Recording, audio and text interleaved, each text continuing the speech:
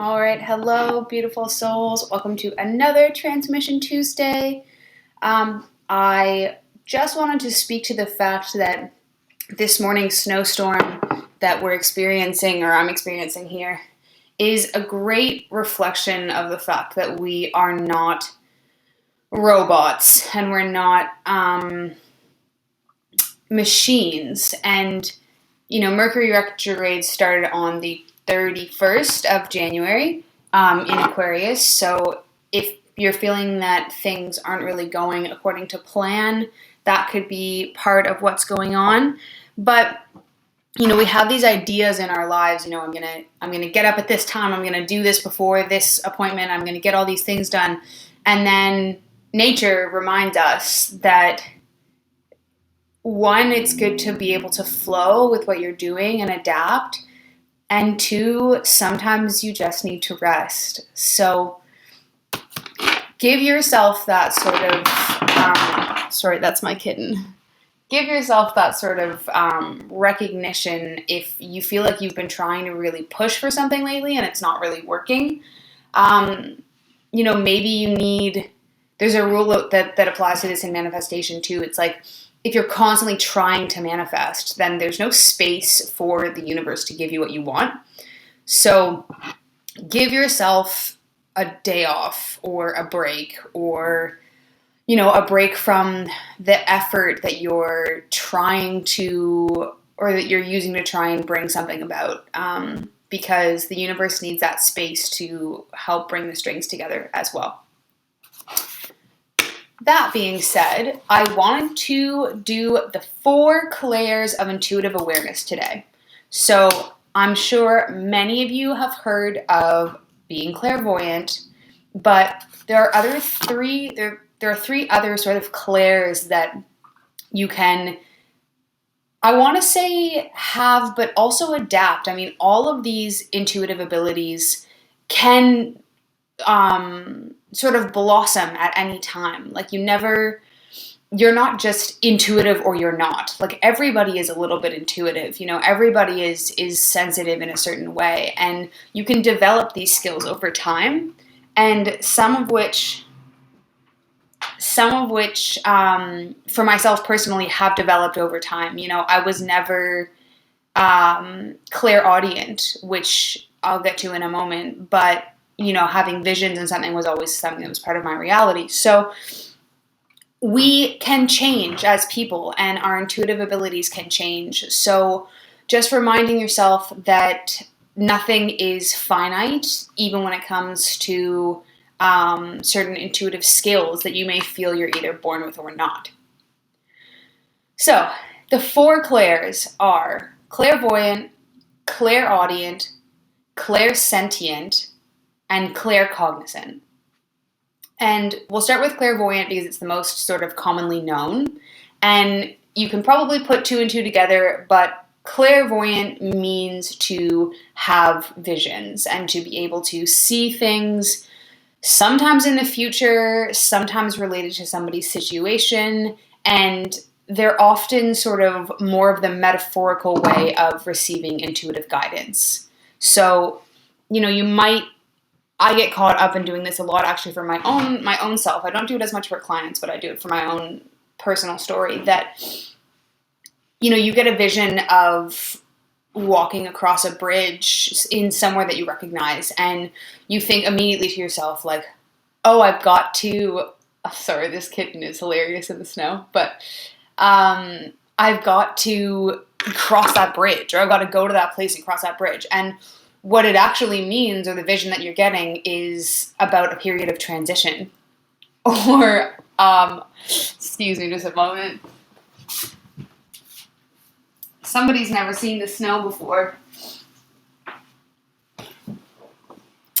Yeah, so, it might more be about a period of transition, or a big sort of avenue in your life that you are crossing, and the bridge is a metaphor for that, instead of it actually being this, oh, I need to go to this place and cross this bridge. Another thing about being clairvoyant or having clairvoyance is it can often come it's one of the ones for me personally that I find is the most flexible with timeline.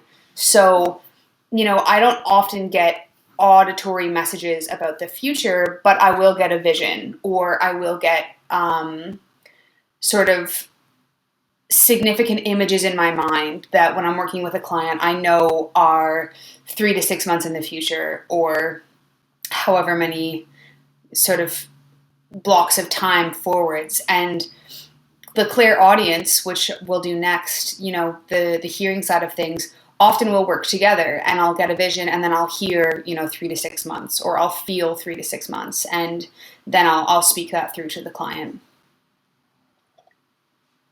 So how you can develop your own clairvoyance and how you can sort of bring that into your practice and to start developing it more strongly it's similar to recognizing your spirit guides and sort of getting onto the spiritual messaging system, which is pay attention to random signs and sort of images that you see in your life that feel inexplicably significant. Like maybe you are walking past a billboard and for some reason, like the waterfall on the billboard feels really important, but you don't have any idea why.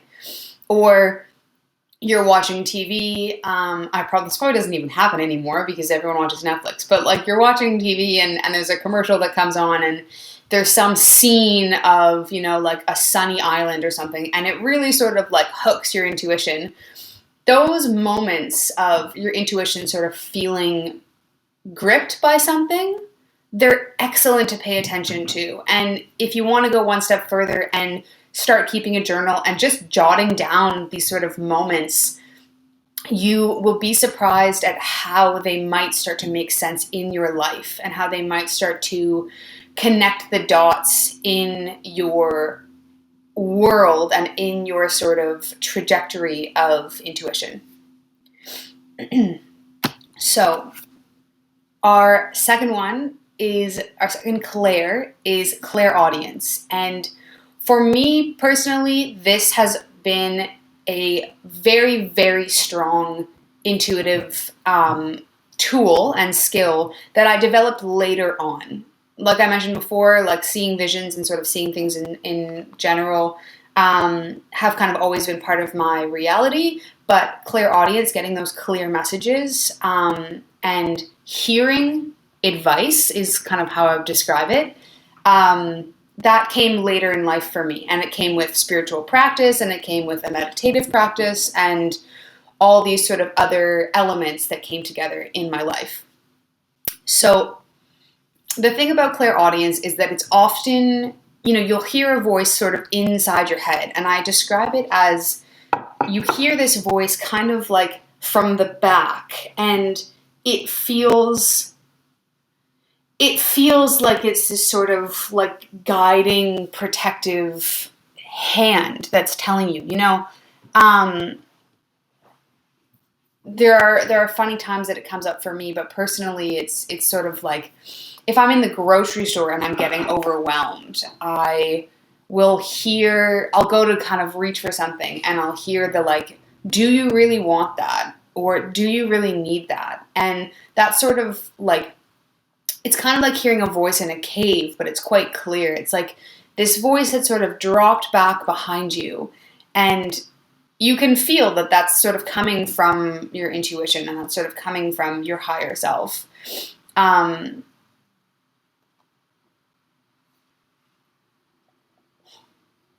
moment, let me gather myself. Oh yeah. The other thing I was going to mention about ClairAudient that, and I didn't want to sort of begin with this because I feel it's quite a personal thing, and I don't know how commonly this happens to other people, but for me, because music is a big part of my sort of love of life, I often get ClairAudient messages through song. So often, there was a period of about a year where every time I would go to make a decision that wasn't necessarily for my highest good or for my best self or in the best timing, I would hear this Joel Plaskett song that's called Wait, Wait, Wait. And it begins with 3 female voices singing, wait, wait, wait. And every time I would kind of go to make that decision, or I would try and make a decision or a choice that wasn't in my sort of highest timeline, I would hear that song begin to play. Another example that is a bit more pop, in the pop world, is the, No, No, No, Don't Funk With My Heart by the Black Eyed Peas. Often if I go to make a choice that's not for my best self, that song will start playing in my head. And if I notice myself singing it, then I really recognize, oh wow, like this message is coming quite strongly. I don't usually get, you get music stuck in your head that you listen to, but you don't often get music stuck in your head that you haven't heard for 10 years. So that also might be a method that your messages could come through to you, is through song or through catchphrases or sort of cliches and things like that seem to just enter your brain out of nowhere. And how we can develop clairaudience, and I believe how I started to develop my own clairaudience, was through, I know people don't always like to hear this, but through a meditative practice and through a place of getting really centered. When I was really busy and not present all the time, or not really centered, and I didn't have a meditation practice, there was no way I was going to be grounded enough to hear the messages that I needed to hear. And so meditating and practice meditating, I'm not talking about achieving transcendence or any of these things that sort of the older gurus and Buddhist monks talked about achieving through meditation, but meditating to a point where you achieve a sense of centeredness and sort of quietness in the body and the mind is essential to be able to start to listen and hear your intuition. Because if you can get to a place where everything around you becomes quieter and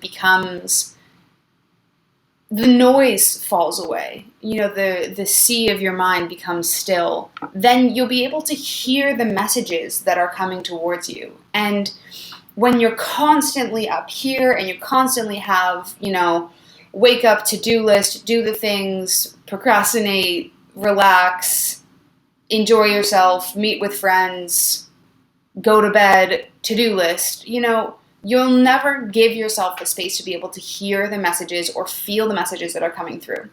So starting to develop a practice that allows you to get centered is essential to be able to develop your intuitive abilities, as well as opening your mind and your heart to wanting to hear them.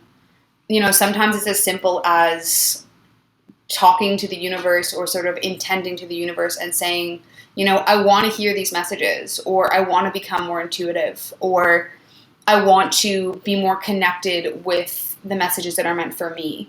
And that simple intention and that simple sort of shift in your energy of going from being unaware or being unconscious about it to consciously asking for those messages to be delivered can sometimes be all you need in order for things to start flowing. So we'll do ClairSentience next. And ClairSentience is easily sort of the most common of the clairs that exist out there. I truly believe that everybody has intuitive abilities and everybody has the ability to develop them.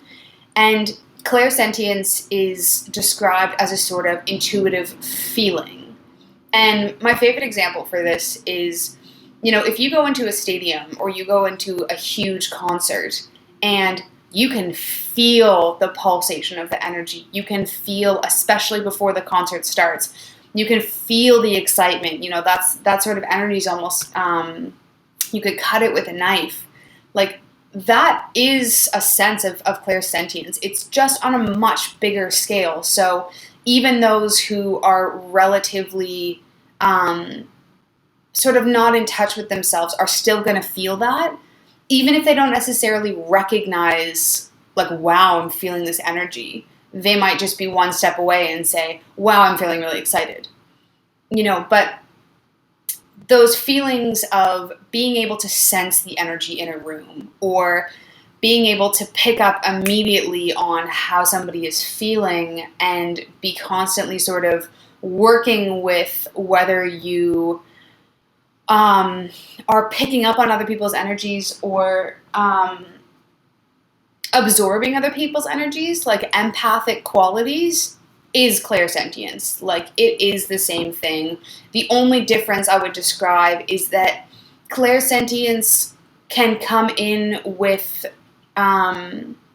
assistance if you're in a centered place to receive it. And, this can be helpful for me when I'm working, because if somebody has an injury or somebody has sort of a part of their body that they're really feeling pain in, then if I'm really centered and I can tune in, or I tune into them before we begin the session, I can often pick up on what part of the body is going to need the most amount of attention in the session. And that can be really helpful just for efficiency's sake, as well as, let's say you started seeing somebody new and they're becoming a partner, and you've got your clairsentience sort of developing, and you can feel that they've got an aspect to them that's very closed. Maybe their sacral chakra is very closed, or their solar plexus chakra is very closed. Like, that can be very helpful information for you to move forwards in understanding how they work and understanding their motivations. So that is clairsentience. A good way to develop clairsentience really is tracking it, like writing down when you have sort of intuitive feelings and being able to look back as a sort of log. I really believe in writing things down in terms of, or for the sake of really getting a better big picture understanding of what things are happening, because it's very easy to sort of disregard experiences, but when you look back and you have a log of things and things are repetitive, then it becomes more concrete. So tracking intuitive feelings and situations and what you felt and what you experienced is a good way to develop your clairsentience, as well as acknowledging it. Acknowledging, wow, okay, I'm in this situation and I'm feeling this way. Or I am recognizing, taking that one step away from being in the experience to observing the experience can really help you develop your clairsentience as a tool instead of always just being immersed in it. And our last clair of intuition is one that really for me has only kind of come to fruition very recently. Sorry, this small cat has her hands on the wires. She's very distracting. This sort of last clair of intuition really has only started to develop for me more recently, and it's because I've sort of shifted gears in my life, which might be a scenario in which you find you sort of gain or change an intuitive ability or change a focus of an intuitive ability. And the last one's called ClairCognizance. And the best sort of definition of claircognizance that I can describe is a sense of deep knowing. So, if you ever see somebody who just totally lives their own life, or always seems to be swimming upstream despite, familial stuff or peer stuff or societal stuff, and they're just kind of going their own way, even though they might not have any particular reason, maybe you've got a friend who was a doctor and has just decided to drop everything and pursue art. And people around her are kind of going, are you crazy? Like, you have such a stable job. Like, how do you even know you can make money doing art? Or how do you even know that this is going to be sustainable, et cetera, et cetera? And she has just got this determination that is unseen and sort of coming from nowhere. That is often given or birthed from claircognizance, this sort of deep knowing, this sort of internal cord that is pulling you in one direction, and you might not be able to explain it, and you might not be able to justify it, but you know that you need to do it. And that can be very hard for people on the outside of your world to digest, or on the outside of you to digest.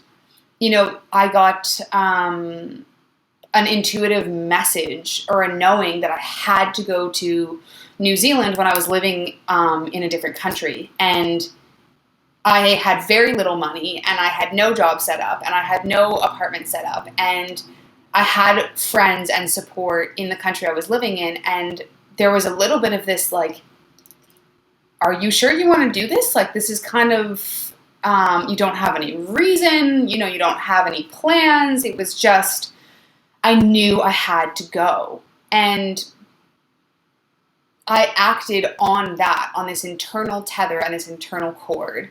And really, claircognizance comes from, I would say, practice with other intuitive skills, but you also could be somebody who is just naturally always tethered. They don't get distracted by what's going on outside of them, and they're always listening to this sort of inner cord and this inner intuition.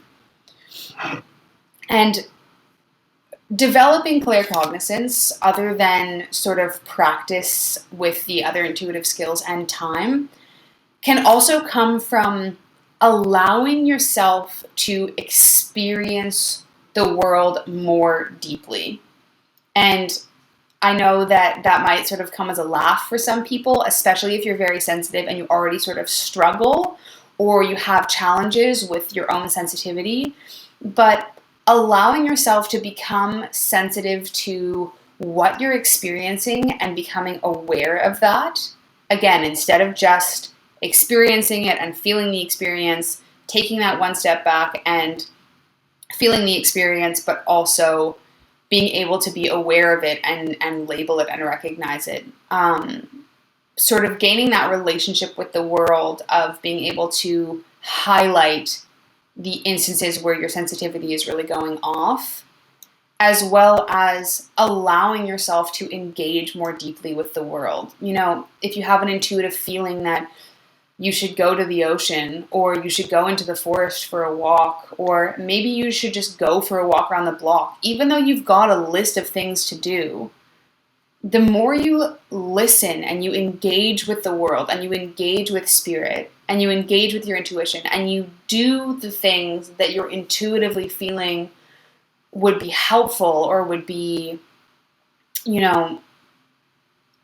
necessary at that time, you never know what path you might be ending or opening for yourself on the other side.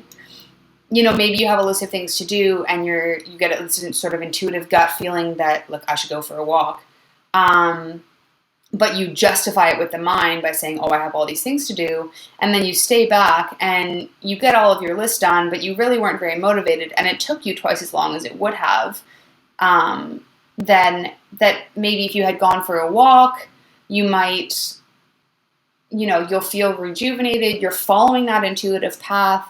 You might have missed something, or sort of, when we listen to our intuition, we recreate our timelines. So, maybe you decided to go for a walk and the couple that lives above you in your flat got into an argument. And because you went for a walk, you missed the argument. You didn't hear the conflict. You felt rejuvenated. You were able to come back and do your work efficiently. So tuning into yourself and allowing things to develop over time, as well as giving them recognition, writing things down, giving your voice in your head, not the mind, not the sort of debilitating voice, but those sort of clear messages that sound supportive and sound encouraging, giving those stock and starting to track what you're experiencing. All of these things are really going to help you develop your intuition and develop your skills. So that is all I have for you today.